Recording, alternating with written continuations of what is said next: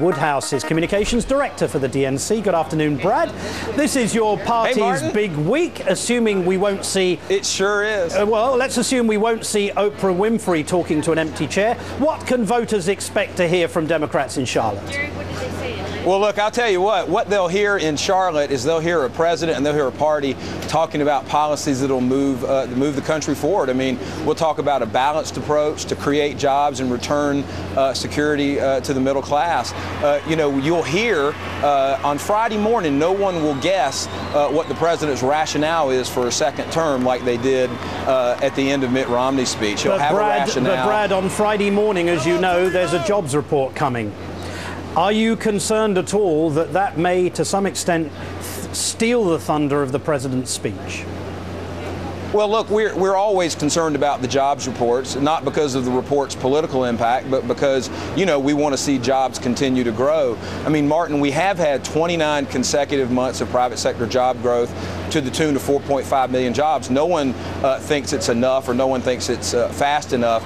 But look, if you want to go back to a situation where we lost 3.5 million jobs in the last 6 months of the Bush administration, you should vote for Mitt Romney because that's the policies that he'll take us back to. Okay, now you know and I know that last week during the Republican convention there was the delivery of something like a library of lies. How many of those lies do you expect the president and other speakers, the First Lady, the Vice President, to refute and address head-on in Charlotte? Well, I do think we'll refute those lies, but we're not going to spend every minute replaying their convention and refuting their lies. We couldn't get a positive word in. We really are going to talk about two competing visions for the future. I mean, it wasn't just that they lied about the president's record, Martin. They took their policies and they locked them up in the same vault that Mitt Romney has his tax returns locked up in. They didn't talk about in their convention the fact that they want to voucherize Medicare. They didn't talk about the $5 trillion in tax cuts weighted to the wealthy, the same type of tax cuts. Well, they didn't even mention Afghanistan. That country was virtually removed.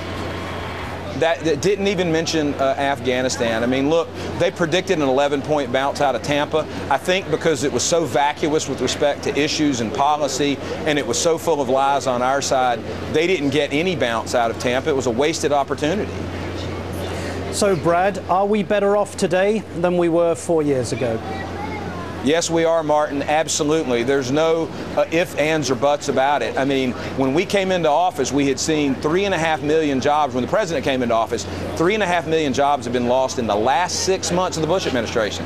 Last 6 months, we've created 4.5 million private sector jobs in the past 29 months. You can't stack those next to each other and come up with any conclusion but that we're on the right path. But look, we were literally a plane heading towards the ground. The president got the stick, he got it back to level, and now he has it coming up again. We need to go up faster, and we would if Republicans would work with this president, or if they had worked with this president on a balanced approach. And let me add this.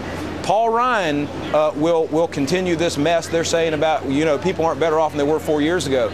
Paul Ryan is part of the problem. He was one of the leaders that handed us the crap burger that the president had when he came into office. He voted for all of those policies that sank our economy and let Wall Street run wild. Sorry, Brad, what was the analogy you just used? The crap burger that the president got when he came into office. The last person anyone needs to listen to about the direction this country needs to take is Paul Ryan, or the guy that picked him. Paul Ryan, the flipper of crap burgers. Brad Woodhouse, thank you, sir. Next, how moved were Americans by Mitt Romney's speech?